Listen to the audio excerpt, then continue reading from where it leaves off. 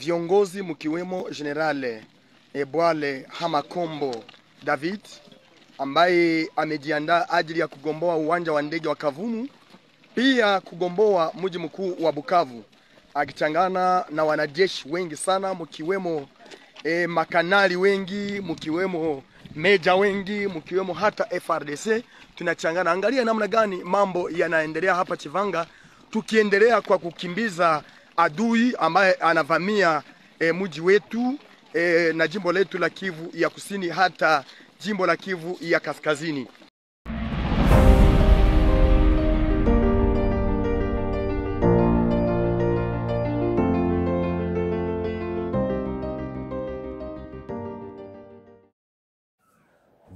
Voilà! Bonne nouvelle, l'aéroport de Kavumu vient d'être récupéré ce soir. Mesdames et messieurs, bienvenue sur votre émission, sur votre chaîne Actualité 26 TV. Navandaki dans l'obité, na pemana nous na sa sous cette mission, mais na talra une nouvelle moko côté linga. Na pesi mbote na maman nanga o azolandanga maman Lisette Mosengu na Paris. Maman Lisette Mosengu na Paris, na pesi mbote place aux Ali. Maman appelle à vraies informations, un wazalendo. Un muzalendo, un wazalendo. Na kota lisusu boye, message est toujours ils ont sopana. Na yebisa kibino.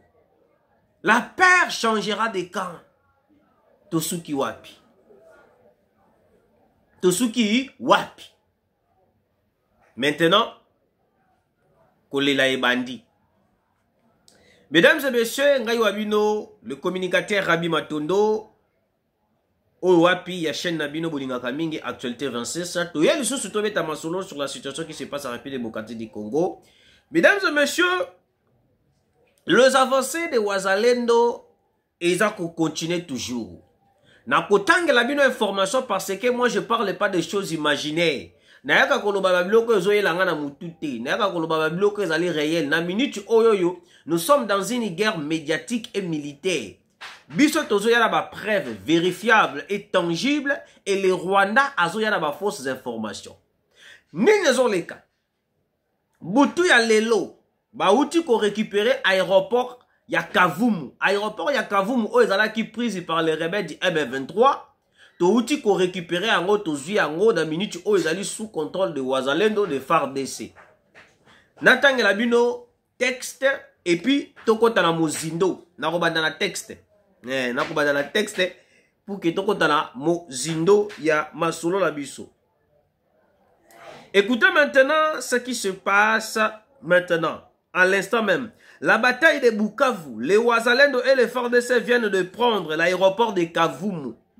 Ils sont en train de ratisser pour sécuriser la route vers Bukavu du côté Nyangezi et Businga. Les drones ont bien fait le travail. Bref, toutes les portes vers Bukavu sont libres. Na minute ba porte vers Bukavu, ils ont kufungwama. Ils ont polélé. L'aéroport de Kavumu sous contrôle des FARDC de Wazalendo, le couloir menant vers Bukavu est désormais entièrement sécurisé et balisé par nos vaillants soldats et les forces d'autodéfense locales. Gloire à nos phares DC et Wazalendo. Mesdames et messieurs, je vais beaucoup plus se marteler sur cette information avant de compter dans l'information où ils allaient à Bamboro. Écoutez maintenant ce que je vais développer. Nous sommes en République démocratique du Congo. Naebisa kibino déjà babandi kolela, bakomi ko tinde la biso c'est qui ça babandi ko tinde la biso nani bandi ko tinde la biso nani Prince ya Qatar pour que aya kosala nini Prince ya Qatar aya kosenga pardon parce que pourquoi les avancées de FARDC et de Wazalendo ils sont tellement efficaces. Et les lots naebisa bino affrontement ezalaki makasi na Kavumu aux alentours wana masasi et toyoko koma na niveau maintenant na minute oyoyo FARDC na ba Wazalendo ba récupérer aéroport ya Kavumu et cet aéroport qui a été pris par les M23 au bénéfice pour la concernant ba trafic na bango ba trafic na bango ya ba minéraux au mona bazui pour ba se ravitailler pour ba ya kosala soki. Et cet aéroport le permettrait ya kosala ba trafic na bango ko ba minéraux na biso ko kende na yango na Rwanda ko mema yango tout. Nanga autaki ko ebisa biso nani nanga et puis nani c'est qui le nom Biamungu a tellement na aéroport ya Kavumu.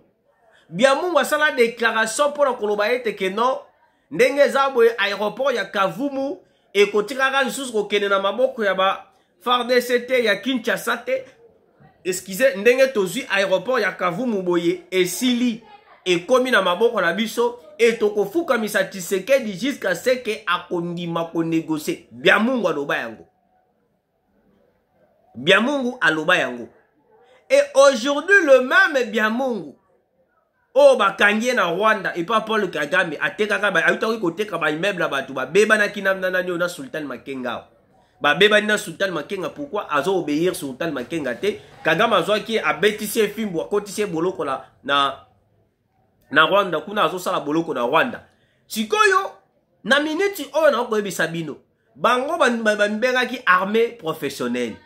Oh l'AFC ezali armée professionnelle. AFC ezali armée professionnelle. Ezali boy. Le même armée professionnelle et lelo na Rosa Sabino plusieurs morts na ndenge tout autour ya Kavumu. Et na ba misuso bazaki ba blessé. Ba o bazokaki. Ils ont été éliminés. Na ezamino kutana na yo. Kutana na na wana FARDC. Mais soko kutana wazalendo ça veut dire que c'est la mort totale. Nano bakayango. Kutana na yo na FARDC. Mais soko kutani na wazalendo c'est la mort totale. C'est fini. Hey. Mesdames et messieurs, guerre et comme si ko elengi. Guerre et comme si ko goût. Guerre et comme si ko chilengi. Et le vent de Goranga baluba. Chilengi. Guerre et comme si ko chilengi. Yango moni na lati et na lati va rester à RDC. Bendele koyate. Bendele koyate. Bina bokani saki. Ndenge Tshisekedi na banaye ko benga bino. Tshisekedi na ko benga Kagame yakato bongisa. Omani ko pesa moto loboko eli ko laksate ke non ozali yuma. Ko senga pardon eli ko lobate ke muto ana azali zoba. Ko senga pardon eli ko lobate ke muto ana azali mendre azana makasi ya kobeta yo te. Azana capacité ya kobeta yo. Mais azana ende na posate ya ko humilier devant le monde. Et voilà maintenant les résultats aujourd'hui. Baouti conseil la biso prendre de presse ya orgueil. Autre répondre par coup sur coup. Wapi coup sur coup. Coup sur coup na minute o ezali les drones militaires et le Sukhoi 25. Ils sont motivés. Baza motivés. Et le Wazalendo nous avait prévenu déjà que notre kofete na bunagana na bandeko na biso. Au moins ils sont que ba Wazalendo ne bandeli. Ba bandeki ko pousser bouchon plus lointain parce que le président zaki na posa ezala Pacifique. Mokonzambo kazaki na besoin makambo nyo surtout ezala Pacifique, makambo kende très bien, makambo kende na calme, makambo kende ya kobiaka ya teki o bato akufi tout makambo mokonzambo kalingaki na ebongote. Le président de la République kazaki na besoin to sololi na kimia to vandi to reggae yo ozala ba entreprise nga na minéré na ye na minéré na ngapa to sali boy 50-50 50-50 to kabani point barre to longwe. Parce que lokola Kagame ya lingaki te. Kagame ya lingaki toujours aboma, a violé, a pillé et bisoto zwaka ilo côté. Tshisekedi alobi na mekaye na nu ya suka. Diplomatie et simbite. Tokei na dernière phase na biso na Bruxelles. Tshisekedi alobi non. Na similier na nous devant tout le monde on a pesé le boko. Pour que tout ça la kimia. Tshisekedi a mikiti si. Président na nga ya Mbiji.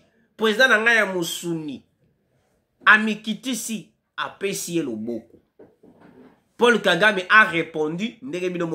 Et aujourd'hui.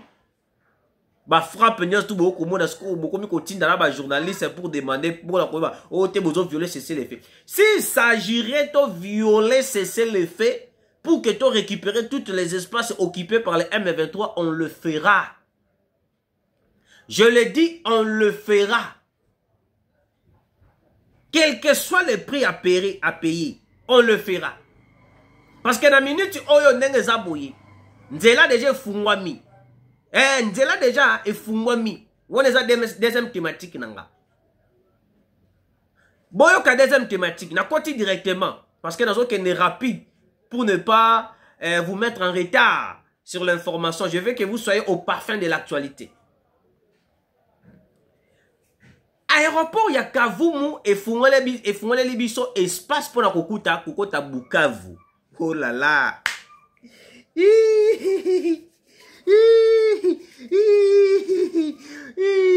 Nanga Leli, Kabila Leli, Kagame place Azali, Naza si Kagame azo sala ba crise attention.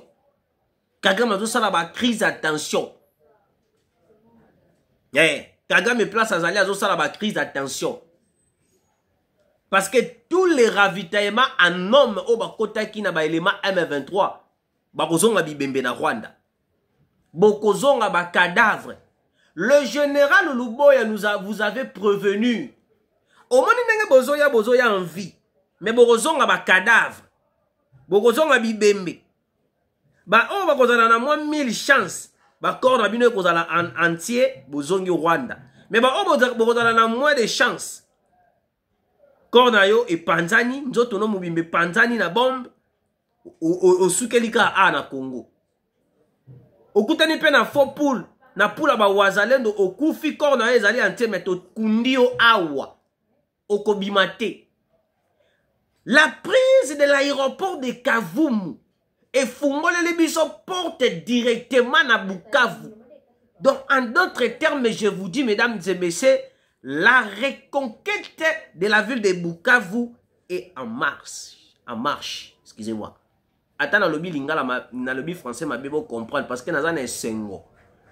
D'ailleurs, la langue n'a officielle de la Karingala. Mobutu ande koloba ba lingala wa kiliawa. Et Fungole biso espace pour na kokota Bukavu. Oui. Donc ça veut dire que non. Dans une semaine ou 2 semaines, Bukavu déjà sera récupéré. Bukavu déjà va tomber. Dans une semaine ou 2 semaines, Bukavu sera récupéré. Je vous le dis et puis je vous le répète. Bokanga dati ya lelo. Parce que na yebisa kibino tout le matériel nyonso tout okobanda kosalela ya militaire. Na kobanda kolobaka ngo lisusu te. Parce que ba Rwandais ba komi kozo ba matériel na biso pona ko lukela ka biso ba système anti-aérien, ba système anti tout etc. Nde tolobaki to comprendre ki des stratégies na bango. Tolobaki to koloba lisusu te, to kobimisa lisusu ba secret te. Loko la to comprendre la stratégie à Rwanda. To comprendre la manipulation à Rwanda. To kobimisa sous ma stratégie te. Bande konanga ya Bukavu. Balobaka nini batoto ya Bukavu. Na yebi kutu te na wa loba eloko mo balobaka te. Batoto ya Bukavu. Si c'est ça, c'est pas grave. Si ce n'est pas ça, vous corrigez la commentaire. Batoto ya Bukavu. Tozo fete na bino, tozo lia na bino soso elongo awa na décembre. Tozo lia na bino soso nzela moko na décembre. Kabila zozonga zamba. Kabila zozonga zamba. Na babuta minena zozonga zamba. Jeannette Kabila zozonga zamba. Oyebi ndenge boyela ti naza na photo na bino ndenge boyaka na 2000 entre 2000 ou 2001. Ouais. Naza la photo la bino. Bilongi mikuwa.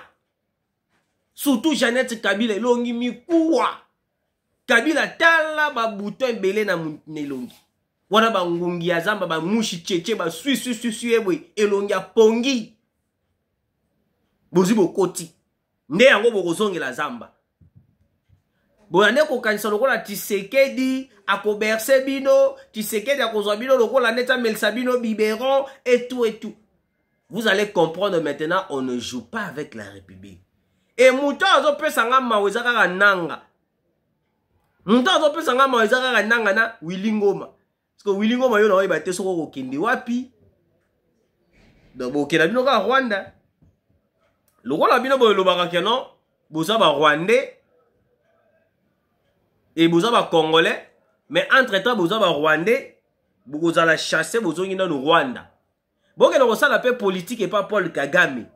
Comme ça bokoyeba parce que Paul Kagame tous les politiciens, tous les opposants nyons tout batel mais na Paul Kagame basala inanité, basala éliminer, poison, assassinat, enlèvement, neutraliser Sili. Il n'y a pas des opposants au Rwanda. Tous les opposants au Batelemela Paul Kagame, la plupart sont étrangers. La dame, mère, moi, ou opposante, moi, Paul Kagame, il y a la na prison, bakache souki ko vote. Il y a la na prison. La route vers Bukavu est maintenant ouverte. Je vous dis maintenant, Tozo Kota. Maintenant, Tozo Kota. Nous allons percer vers Bukavu. Nous allons récupérer Bukavu, Goma, Bunagana, tous les espaces. Est-ce que Bozoyo Kalisusu, Kenon, to Vandi, to frappé, Tozo Loba? To Kata Makambouane. To Kata Makambouane. Libosé Zalaki, Soton to Beta Boy to lobby, Kenon, to frappé, Bango lobby. To Ebisara Bango te. To Beta Sete Awa. To Landa stratégie à Burundi. Burundi sera frappé à l'Obarate. Yaya Kaka bimisi résultat.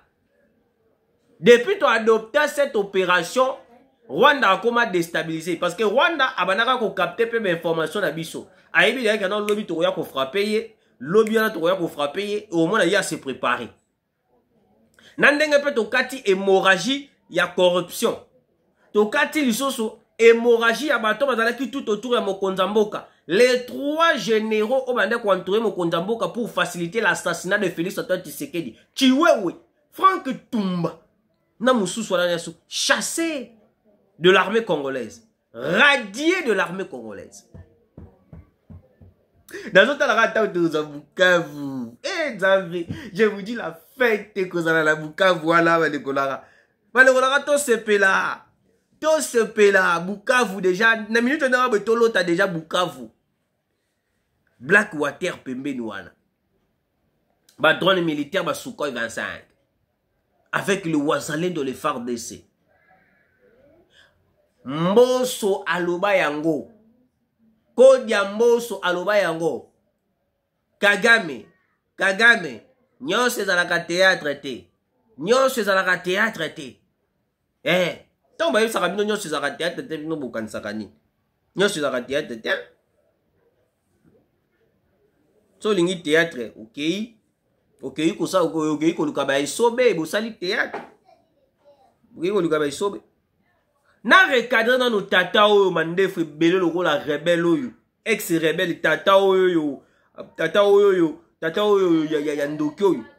Tshisekedi a mis le pays en danger par une politique d'hésitation. Qui ça? Délice Sanga. Délice Sanga, tu n'as pas de position politique. C'est Sanga, tu n'as pas de position politique.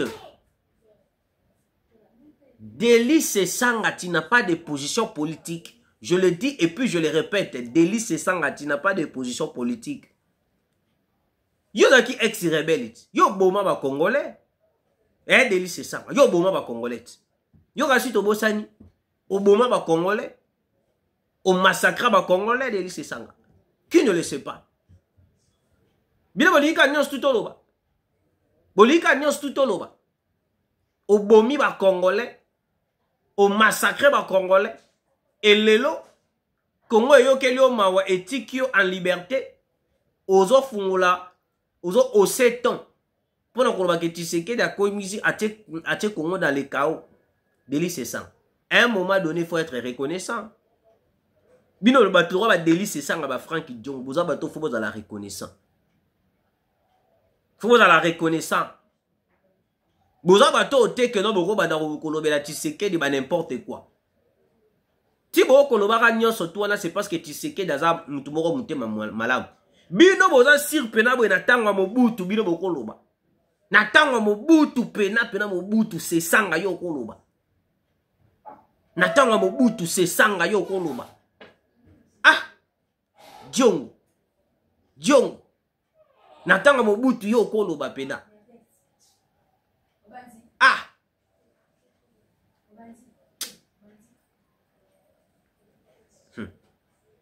Monibino te bo pe satiseke di merci. Na kei kutu Mobutu mosika. Na tango ya Kabila. Yo Jongo, Frank Jongo. Na prison ya Makala awa. To mona ondongo zo leka oza okomaka loko le bembe. Okomi loko la koko, mo oza na âge normal, mo komi loko la koko. Kabila tortura yo à mort. Frank Jongo. Yo lelo komi koloba pe komi ko critiquer Tshisekedi. Mkilieg misiki. Mpia ke ka compliqué. Ozangi fufu, oye ofinga Tshisekedi. Ozangi mega, moi 2 giga ozangi 2 giga la yo ofinga Tshisekedi. C'est ça. Yo zaki nani tango Kabila da ki posta. Tu étais où?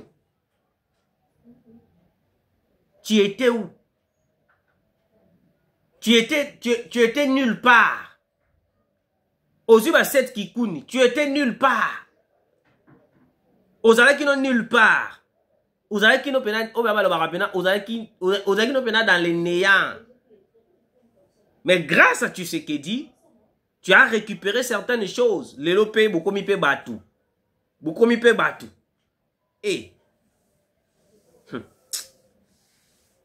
Quelqu'un nzambe tumbabino. Bande konangai, tu récupéré déjà l'aéroport ya Kavumu. Tozo kende maintenant Bunagana. Bon se préparer. Bon yipe rolala kola muki lobi pe bomoni biso de na Bukavu. Bomoni biso na Bukavu, excusez-moi. Merci et à très bientôt.